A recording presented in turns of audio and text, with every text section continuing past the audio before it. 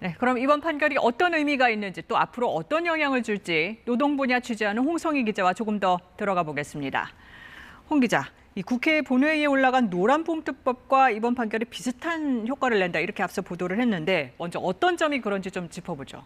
네, 이번 현대차 사건처럼 노동조합이 아니라 개별 조합원 중 몇 명을 특정해서 손해배상 청구 소송을 하는 경우가 있습니다. 네. 지금까지는 이럴 때 그 각 조합원이 파업 중 어떤 행위를 했고 또 얼마나 손해를 끼쳤는지 법원이 일일이 따지지 않았습니다. 네. 전체 배상액을 공동으로 부담해라 이렇게 판결했거든요. 그런데 노조법 개정안 이 노란봉투법을 보면은 법원은 귀책 사유와 기여도에 따라서 개별적으로 책임 범위를 정해야 한다 이렇게 돼 있습니다. 네. 다시 말해서 손해와의 인과성을 따져서 조합원마다 배상액을 달리 해야 한다는 측면에서 이번 판결 그리고 노란봉투법 비슷한 취지라고 할 수 있습니다. 네.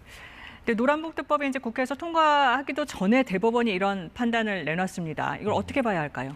기업의 손해배상 청구가 남용돼서 이 노동자 파업권이 위축되는 현실을 좀 고려한 것 같습니다. 네. 지난해에도 대우조선해양이 파업에 가담한 하청 노동자 5명에게 400억 원 넘는 선고 소송을 했었죠. 그렇죠. 노조 간부가 아니라 일반 조합원은 사실 파업에 참여할 때 이게 불법인지 아닌지 스스로 판단하기 쉽지 않습니다. 네. 그런데 나중에 소송에서 져서 배상액 전체를 부담해야 하다 보니까 이 주저할 수밖에 없는 건데요. 네. 이번 판결은 그런 점에서 이 파업의 주체는 노조고 배상의 대상도 노조다, 개인이 아니다 이런 점을 강조한 판결로 볼 수 있겠습니다. 네.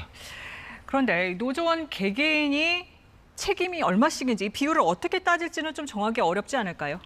네, 아무래도 파업이 수백, 수천 명이 참여하다 보니까 네. 결국은 노동조합에서 어떤 지위에 있었느냐가 중요한 판단 요소가 될 걸로 보입니다. 네. 다만 경영계는 말씀하신 것처럼 책임 비율을 정할 수 있는 구체적인 기준이 없다 보니까 손해배상이 제한되고 결국은 파업이 과격해질 것이다. 이렇게 우려하고 있습니다. 네, 여기서 정리하죠. 홍성희 기자 잘 들었습니다. 안녕하세요. 이소정입니다. 대한민국에서 가장 정확하고 빠른 뉴스는 KBS 뉴스 채널을 구독하면 만날 수 있습니다. 뉴스 제보는 언제 어디서든 카카오톡이나 KBS 앱으로 간단히 할 수 있습니다. 시청자와 함께 KBS 뉴스를 만들어갑니다. 감사합니다.